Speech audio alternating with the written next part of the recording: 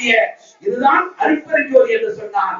நான் மிகுந்த அடக்கத்தோடு சொல்கிறேன், ஆழமாக படித்த காரணத்தால் அல்ல, இந்த கடவுளை வள்ளலார் காட்டுகிற அந்த அருட்பெருஞ்சோதியை சபாபதி மோகனும் ஏற்றுக்கொள்கிறார் என்பதை மிகுந்த அடக்கத்தோடு நான் தெரிவித்துக் கொள்கிறேன். இதுல எங்களுக்கு கொஞ்சம் வேறுபாடு கிடையாது.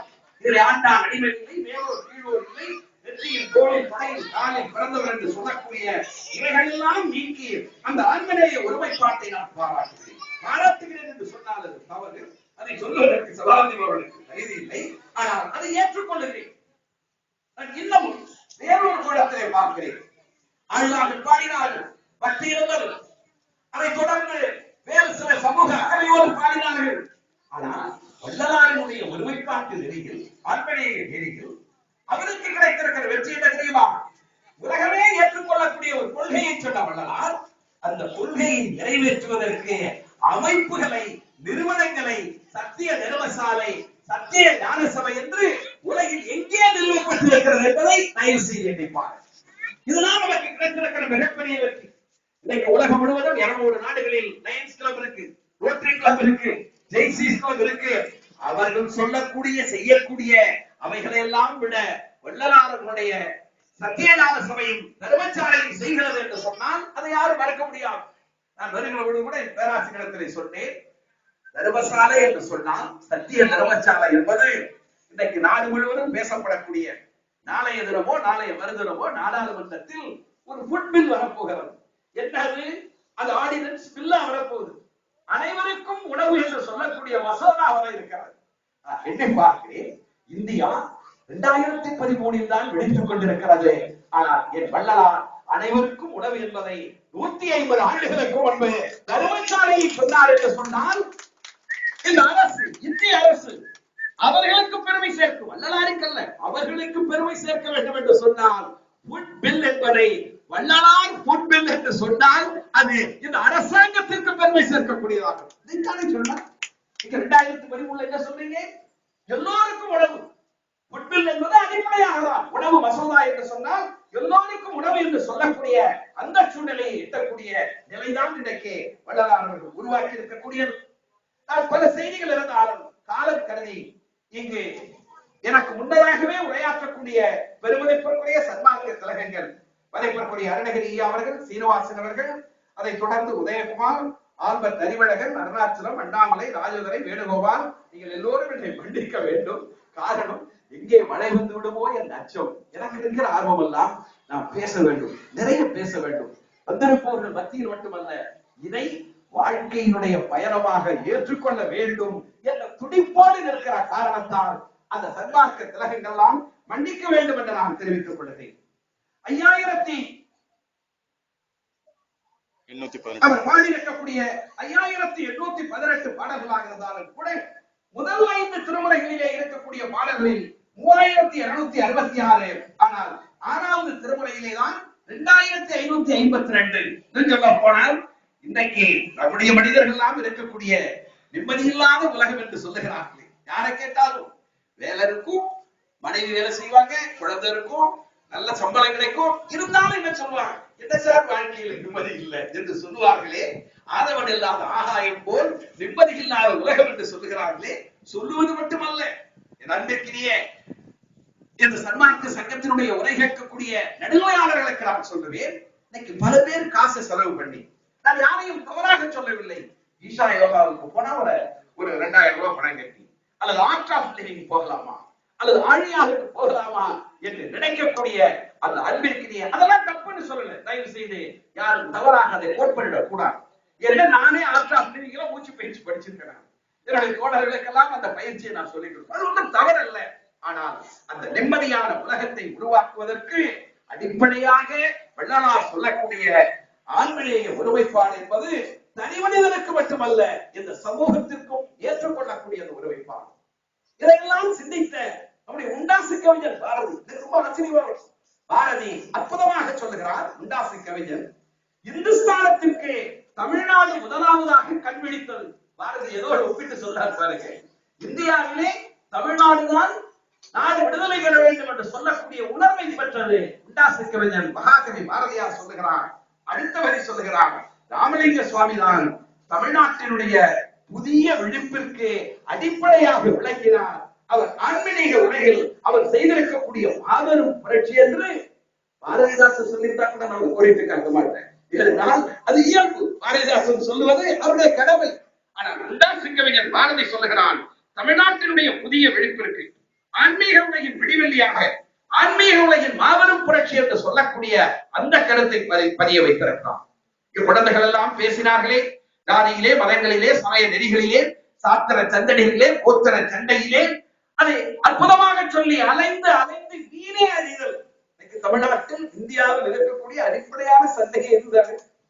இந்த வண்டியிலே பிறந்த நம்முடைய பாவேந்தர் பாரதிதாசன் பாடாதான் 2000 ஆண்டுகளுக்கு முன்பு பிறப்புக்கும் எல்லாம் இருக்கும் என்று சொன்ன கருத்து அல்லவா? மேலிருந்து மேலல்லார் மேலல்ல, கீழிருந்தும் கீழல்லார் கீழல்லவர் என்று என் பாட்டன் வள்ளுவன் சொன்ன கருத்து அல்லவா? அந்த கருத்தை தானே பிரதிபலிக்கிறான். அந்த கருத்தை பாரதிதாசன் சொன்னதை போல தேச முகமதங்கள் அடியத்தில் சிவனென்று சித்தாந்தர் என்றும் பேசி வளர்க்கின்ற போரின் உன் பெயரை கூட்டுவர் என்று சொன்னால், ஓஹோ இது சாமி இல்லை என்று சொல்றானே என்று நினைச்சிருவாரு. மதத்தை எதிர்க்கிற பொழுது வேண்டாத சாதி இருட்டு விளப்பதற்கு தூண்டா விளக்காய் தொடங்கும் பெருமாட்டின்னு அந்த குழந்தைக்கு தாலாட்டு பாடுறாங்க பாருங்க. அந்த பாட்டிலேயே ஜாதி கூடாது பாரதிதாசன். நீதி நெறிவென்பார் நீர்கலத்தில் வாழேந்தி சாதி என்று போராடும் தக்கைகளின் நெஞ்சில் கடலேற்ற வந்த கலிதே என்று பாரதிதாசனை சொன்னோம்னா என்ன சொல்றீங்க நீங்க? பாரதிதாசனுக்கு ஒரு வேலை இல்லைப்பீங்க. ஆனால் அதையிலிருந்து தாண்டி பக்தி பரவசத்தோடு ஆன்மீகத்திலே நம்பிக்கை கொண்டு இறைவன்மாட்டிலே நம்பிக்கை கொண்டிருக்கக்கூடிய நம்முடைய வள்ளலானவர்கள் சொல்லுகிற அந்த சாதியத்தை எதிர்த்து, மதத்தை எதிர்த்து நாட்டில் நடைபெறக்கூடிய பல்வேறு செய்திகள் நம் நெஞ்சை உடைய வைக்கின்றன. இரண்டு சமூகங்கள் ஒன்றுக்கொன்று நேரடியாக பார்க்கிற பொழுது தமிழ்நாட்டில் இன்றைக்கு எப்படி இருக்கிறது? பகைமை உணர்ச்சியோடு இரண்டு சமூகங்கள் பார்க்கக்கூடிய சூழ்நிலை ஒரு சம்பவத்தால் உருவாகிவிட்டதே என்று நினைக்கிற பொழுது இந்த ஒருமைப்பாடு எந்த அளவுக்கு தேவைப்படுகிறது என்பதை நான் உணர்கிறேன்.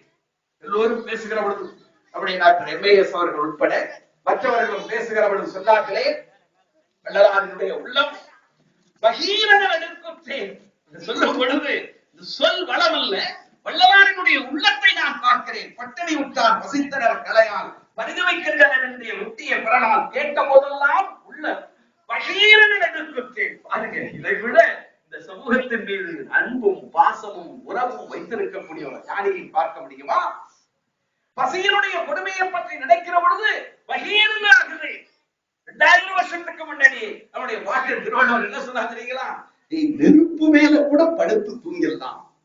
திருவள்ளுவர் சொல்றாரு, நெருப்பு மேல கூட படுத்து தூங்கிடலாம், நெருப்பினால் துஞ்சலும் ஆகும். ஆனால் பசியோடு நீங்க படுத்து தூங்க முடியாது. 2000 வருஷத்துக்கு முன்னாடி சொன்னாரே, அந்த தர்மசாலையில் தான் இன்றைக்கு அரியாகுப்பத்திலே ஐயா பேசுகிற பொழுது சொன்னார், எனக்கு பின்னும் இது நடக்கும் என்று. உங்களுக்கு பின்னும் அல்ல, வந்திருக்கக்கூடியவர்களை தாண்டி பேசுகிற சபாபதி மோகனுக்கும் டாக்டர் MAS அவர்களுக்கும் அரங்கநாதனுக்கும் ராஜாவுக்கும் எங்களுக்கும் கடமை இருக்கிறது. சத்தியஞான சபை என்பது எல்லா இடத்திலும் தோங்கி நடத்துவதற்கு நாங்களும் உறுதுணையாக இருப்போம் என்ற கருத்தை நான் அங்கே அவர்களுக்கு தெரிவித்துக் கொள்கிறேன். என்ன சொல்லவில்லை? பெண் கல்வி வேக வேகமாக சில மணித்துறையில் நான் முடிக்க விரும்புகிறேன். பெண் கல்வியை பற்றி பேசியிருக்கக்கூடியவர், அதை தாண்டி நான் கொஞ்சம் ஆழமாக ஒரு ஆய்வு நோக்கில நான் வந்திருக்கக்கூடிய சர்வாசிய தலைவர்கள்லாம் என்னை விட 100 மடங்கு அதிகமாக படித்திருப்பார்கள்.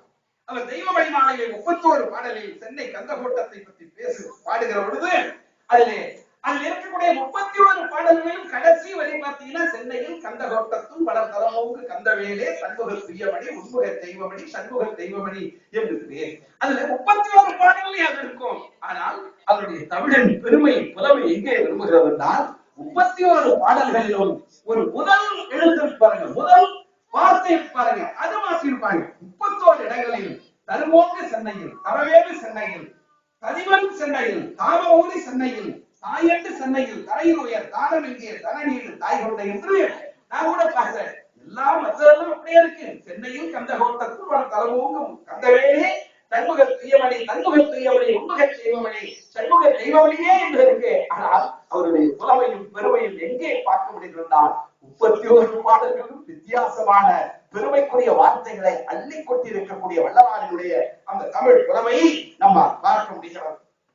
இன்னும் ஒரு தனி மனித ஒழுக்கத்திற்கும் சமூக ஒழுக்கத்திற்கும் இதை ஒரு அரசாங்கமே ஏற்று காமம் அடிப்படையாக இருக்கக்கூடிய இருக்கக்கூடிய கோபம், பேராசை, மோகம், அகங்காரம், பகைமை உணர்வு எல்லாவற்றையும் சேர்த்து இதோ எங்கள் ஐயா வள்ளலார் சொல்லுகிறார். காதல், பகைகளும், கோபம். பாருங்க, நான் அதுக்காக நான் பார்த்து படிக்கிறேன். ஏன்னா எங்கேயாவது தப்பா படிச்சுட்டோம்னு வச்சுக்கிறீங்க, உட்கார்ந்து இருக்கிறவங்க கோடிட்ட காட்டக்கூடாது.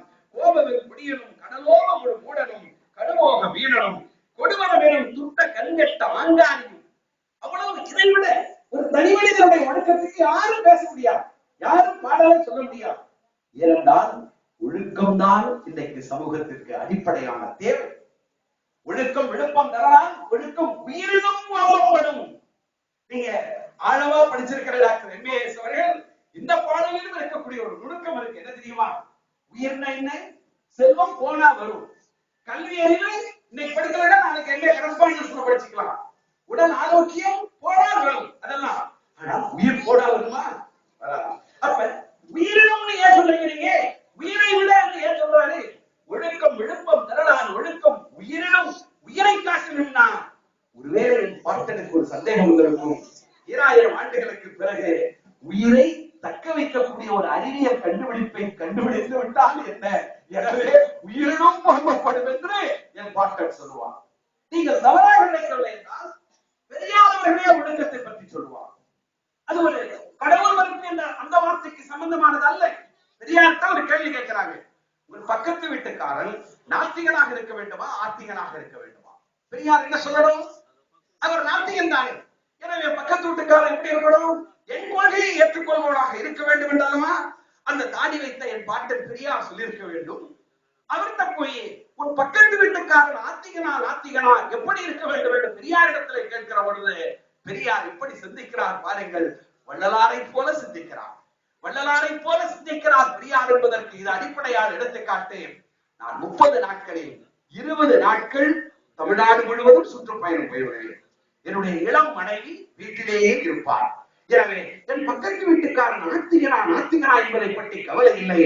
பக்கத்து வீட்டுக்காரன் ஒழுக்கம் நிறைந்தவனாக இருக்க வேண்டும் என்று பெரியார் சொன்ன செய்தியைத்தான் இது. தனிமனித ஒழுக்கம், சமூக ஒழுக்கம். 10 மணிக்கு மேல ஒரு பெண்ணும் ஒரு பையனும் நின்று கொண்டிருந்தார்கள். டெல்லி பட்டணத்திலே கற்பழித்து அந்த பெண்ணுடைய உயிர் பறிபோனதே என்ன காரணம்? இதோ வள்ளலார் சொல்லக்கூடிய காமம், கோபம், பேராசை, மோகம், அகங்காரம், தானம் கூறக்கூடிய அகங்காரம். இது யாருக்கு இருக்கக்கூடாது? அதுவும் குறிப்பாக பதவியில் இருக்கிறவங்களுக்கு இருக்கக்கூடாது. பாரதிதாசன் தான் சொல்லுவான், இத்தனை பெரிய வானம் எண்ணிப்பார் உனையும் நீ, இத்தனை கொய்யா பிஞ்சு அதில் நீ சிற்றெரும்பு. யாருக்கெல்லாம் பாரதிதாசன் சொல்லுவான், எத்தனை பெரிய வானம் எண்ணிப்பார் உனையும் நீ, இத்தனை கொய்யா பிஞ்சு, பூமி கொய்யா பிஞ்சு, அதுல நீ சிற்றெரும்பு, பித்தேதி மேல் கீழ் என்று பேசாதே என்று சொல்லுவானே. அந்த அகங்காரத்தை கடுமையாக சொல்லக்கூடிய நம்முடைய வள்ளலார் அவர்கள் சமயம் சார்ந்த செய்திகள் எல்லாம் நீங்கள் படித்திருப்பீர்கள். சமயம் என்று சொல்லுகிற பொழுது கொஞ்சம் முதல்ல அருட்பெருஞ்சோதி அகவலில் அதில் இருக்கக்கூடிய 1598 வரிகளுக்கு பிறகு கிட்டத்தட்ட 2 முறை நான் அதை படித்திருக்கிறேன். நான் திருக்குறள் மீது அதிக ஈடுபாடு கொண்டவன். பாரதிதாசன் நைட் 1 மணிக்கு எழுப்பினீங்கன்னா சொல்லுவேன். சிலப்பதிகாரம் சொல்லியிருக்கேன். எனக்கு ஒரு டைம் ஃப்ரேம் இருக்கு. எனக்கு வயது 60 ஆகணும். நல்ல ஒரு 90 வயசு வரைக்கும் வாழணும். 90 வயசு வரைக்கும் வாழ்வதற்கான அந்த திட்டம் எல்லாம் நான் வைத்திருக்கிறேன். அப்படி என்னுடைய வாழ்க்கையில அந்த திட்டத்தில் இருக்கிற பொழுது இன்னும் 2 ஆண்டு காலத்தில் 1598 அருட்பெருஞ்சோதி அகவல் வரிகளை படிக்க வேண்டும் என்ற முடிவோடு நான் இருக்கிறேன். என்ன? அதுதான் சமூகம். அதை தாண்டி வர எதுவும் கிடையாது. சபையும் கடந்த தனிப்பொருள் வெளியாம் அமையும் திருச்சபை அருட்பெருஞ்சோதி. என்ன அருட்பெருஞ்சோதினா என்ன? எது சபை? எச்சவை பொது என இயம்பினர் அறிஞர்கள் அச்சவை இடம் கொள்ளும் அருட்பெருஞ்சோதி. அதை நான் ஏற்றுக்கொள்கிறேன். ஐயா டாக்டர் ஏற்றுக்கொள்கிறார். எங்களுக்கு இந்த சபைக்குள்ளே போனால் எந்த கடவுள், எந்த இடம், எந்த மதம் நான் சொல்லலை. நான் தனிப்பட்ட மதத்துக்கு விரோதமானவன் அல்ல. இந்துவோ, இஸ்லாமியரோ, கிறிஸ்துவோ, சீக்கியமதோ யாரையும் தாக்க நான் விரும்பவில்லை. அதற்கான ஒளிபரிக்கு இது கிடையாது. ஆனால் என்னை ஒரு சபை ஏற்க மறுக்கிறது என்று சொன்னால் எனக்கு கோபம் வருமா வராதா? இதோ வள்ளலார் எச்சவை பொதுவென இயம்பினர் அறிஞர்கள் அச்சவை இடம் கொள்ளும் அருட்பெருஞ்சோதி என்று சொன்னால் அந்த அருட்பெருஞ்சோதி சபையில் சபாபதி மோகன் இருப்பார், டாக்டர் எம்ஏஎஸ் இருப்பார் என்பதில் எந்த விதமான கருத்து வேறும் கிடையாது. கடுமையாக ஜாதியும் மதமும் சமயம் காணா என்று ஒரு இடத்திலே சொன்னாலும் கூட ரொம்ப வேகமா பாடல் எண்ணிக்கை 93ல 2 வரி சொல்லுவாரு, 115ல 2 வரி சொல்லுவாங்க. 211 212 வரும்போது கோபம் அதிகமாயிடும். சாதியும் மதமும் சமயமும் பொய்யன முதல்ல காணா, அதையெல்லாம் சார்பலாம் எடுத்த ஜாதி மதம் எல்லாம் சார்பலாம் எடுத்த ஜாதியும் மதமும் சமயமும் காணான்னு சொல்லிட்டு வர்றாங்க. ஆனா போக போக 6ஆம் திருமுறையில அருட்பெருஞ்சோதி அகவல்ல அவங்களுக்கு இருக்கிற சமூகத்தின் மீது இருக்கக்கூடிய அக்கறை வழிகள் போக போக ஜாதியும் மதமும் சமயமும் பொய்யன ஆதியில் உணர்த்திய அருட்பெருஞ்சோதி என்று சொன்னால் அதைத்தான் பெரியார் சொல்லுகிறார். அதைத்தான் உலகத்தில் இருக்கக்கூடிய எல்லோரும் சொல்கிறோம். அது ஏற்றுக்கொள்ள வேண்டியது. இதுல என்ன கருத்து வேறுபாடு இருக்கிறது? எனவே இப்படிப்பட்ட செய்திகள் எல்லாம் பல்வேறு செய்திகள், குறிப்பாக என்னை பொறுத்த வரையில் திருக்குறளோடு இணைத்து பேச வேண்டும் என்று இருந்தாலும் கூட இங்கே ஒரு சின்ன குழந்தை மனுமுறை கண்ட வாசகம் நான் கிட்டத்தட்ட ஒரு 3-4 முறை படிச்சுட்டேன். ரொம்ப ஆச்சரியம் என்னன்னா, தம்பி ராஜா, டாக்டர் ராஜா மன்னிக்கணும், மனுமுறை கண்ட வாசகத்தை அதுல 10ல் 1 பங்கு கூட PhD பட்டம் பெற்றவரால் எழுத முடியாது என்பது என்னுடைய நோக்கம். ஏன்னா அந்த அளவுக்கு செய்திகள் இருக்கும். அதிலே சேர்க்காலிலே தன் மைந்தரை இட்டு கொண்டுகிற அந்த செய்தியை, திருவாரூரின் சிறப்பு, சோழ நாட்டினுடைய சிறப்பு, அதெல்லாம் நேரம் இல்லை, அதையெல்லாம் சொல்லிக்கொண்டே வந்து கடைசியாக அந்த அமைச்சர் சொல்லுகிறார், அந்த கன்றை வேண்டுமென்றா கொண்டார்கள், இல்லையே துள்ளி வருகிறது, எனவே இவன் போட்டு கொண்டு விட்டார்கள் என்று சொல்லுகிற பொழுது வள்ளலார் சொல்லுகிற வார்த்தை என்ன தெரியுமா? தன் வீட்டு விளக்கென்று முத்தமிட்டால் அது சுடாது விடாது. இதை விட என்ன சொல்ல முடியும்? தன் வீட்டு விளக்கென்று முத்தமிட்டால் சுடாது விடாது என்று சொல்லக்கூடிய அந்த வழிமுறை கண்ட அந்த வாசகத்திலே சொல்லக்கூடிய அந்த செய்திகளை எல்லாம் நாம் படிக்க வேண்டும். ஜீவகாருண்ய விளக்கத்தில் நான் ஆழமாக படித்தேன். பரஜீவகாருண்யமானாலும் அபரஜீவகாருண்யமானாலும் அதில் சொல்லக்கூடிய பசி நீக்கலும் கொலை நீக்கலும் சொல்லக்கூடிய பரஜீவகாருண்யத்தையும் படித்தேன். அதில் எனக்கு பிடித்தது என்ன தெரியுமா? அதில் இருக்கக்கூடிய வாழ்வு என்று சொல்லுகிற பொழுது வள்ளலார் ஏதோ மற்ற இடங்களிலே நாம் போய் போதனை கேட்டால் இம்மை வறுமை பேரின்பம் என்று சொன்னால் அவங்க சொல்ற வார்த்தையிலே நம்ம புரிஞ்சுக்க முடியாது. ஆனால் இதோ நம் சமூகத்துக்கு இம்மை இன்ப வாழ்வு வள்ளலார் சொல்லுகிறார். அன்பு, தயை, ஒழுக்கம், அடக்கம், பொறுமை, வாய்மை, தூய்மை முதலிய சுபகுணங்களால் பெற்று புகழ்வன வாழ்தல். ரொம்ப முக்கியம். நான் எழுதி வச்சிருக்கேன்னு சொன்னா, இம்மை வாழ்வு ஜீவகாருண்ய ஒழுக்கத்துல இம்மை இன்ப வாழ்வு என்று சொன்னால், மீண்டும் படிக்கிறேன், அன்பு, தயை, ஒழுக்கம், அடக்கம், பொறுமை, வாய்மை இவைகள் குணங்களை எல்லாம் பெற்று புகழ்பட வாழ்தல். இதை நான் சொல்லுவதற்கு என்ன காரணம் தெரியுமா? 2000 வருஷத்துக்கு முன்னாடி இதைத்தான் பாட்டு இல்வாழ்க்கையிலே சொல்லுவாங்க. இல்வாழ்க்கை அது ஒரு 20 வருஷம் திட்டம். 2000 வருஷத்துக்கு முன்னாடி திருவள்ளுவர் இல்வாழ்க்கை, வாழ்க்கை துணைநலம், அது பாருங்க அதிகாரத்தை வச்சிருக்கிறது பாருங்க. குழந்தை பெற்றுக்கணும், மக்கள் பேரு, குழந்தைங்களுக்கு அன்பு காட்டணும், அன்புடைமை, விருந்தினர்களை மறந்துவிடக் கூடாது, விருந்தோம்பல், அதற்கு பிறகு விருந்தினர் வந்துட்டா அவங்கள்ட்ட அன்பா பேசணும், இனியவை கூட, அதற்கு பிறகு தன்னை சுற்றி இருக்கிற சுத்தத்தை இணைக்க வேண்டிய செய்தி அறிதல், அதற்கு பிறகு நடுவுநிலைமை, அடக்கமுடைமை, ஒழுக்கமுடைமை, அழுக்காராமை, விற்காமை, அடுக்கிட்டே போவார். பிறனில சொல்லாம், பிறன் பயனில சொல்லாமை, பிறனில் விளையாமை, புறையுடைமை, புறங்கூடாமை என்று வள்ளுவர் சொன்ன கருத்துக்களை எல்லாம் உள்ளடக்கி இருக்கக்கூடிய இன்ப வாழ்வை பார்க்கிறேன். ஆச்சரியமாக இருக்கும். வள்ளுவன் 20 வருஷ திட்டத்தை சொல்லிக் கொண்டே வந்து கடைசியாக எங்கே பிடிப்பார் தெரியுமா? தீவினையற்றம் ஒவ்வொருவரையும் என்று போட்டுவிட்டு கடைசி அதிகாரம் யாருக்காவது நீங்க தெரிந்தா சொல்லலாம். இல்வாழ்க்கையினுடைய கடைசி அதிகாரம் என்ன தெரியுமா? இதோ வள்ளலார் சொல்லக்கூடிய புகழ்விட வாழ்ந்திருக்கிறாரே, அந்த புகழ் என்கிற அதிகாரம் தான் திருவள்ளுவர் சொல்லக்கூடிய கடைசி அதிகாரம். ஆச்சரியமா இருக்கணும். எனவே இம்மை வாழ்வு என்பது வள்ளலார் சொல்லக்கூடிய இம்மை வாழ்வைத்தான் 2000 வருடங்களுக்கு முன்பே பார்த்தேன் திருவள்ளுவர் சொன்னார். அதை தொடர்ந்து அதுபோல இருக்கக்கூடிய அது மறுமை இன்ப வாழ்வாக இருந்தாலும் பேரின்ப வாழ்வாக இருந்தாலும் அவை எல்லோருமே ஏற்றுக்கொள்ளக்கூடிய அளவிற்கு அந்த செய்திகள் இருக்கிறது என்பதையெல்லாம் சுட்டிக்காட்டி காலம் கருதி வேகமாக சில செய்திகளை, ஆச்சரியப்படக்கூடிய செய்திகளை எல்லாம் நான் உங்களிடத்திலே வேகமாக சொல்ல விளைகிறேன். இப்பொழுது அருமையான நம்முடைய சத்தியஞான சபை இங்கே திறப்பு விழா நடந்திருக்கிறது. எவ்வளவு பெரிய கட்டடம், எவ்வளவு பேர் பசியாகலாம், தியானம் பண்ணலாம், எவ்வளவு நூல்கள் வைக்க போறீங்க. ஆனால் வள்ளலார் அவர்கள் தொடங்குகிற பொழுது பாருங்க, வெங்கடேச ஐயர் ஒரு ரூபா கொடுத்திருக்கிறார்.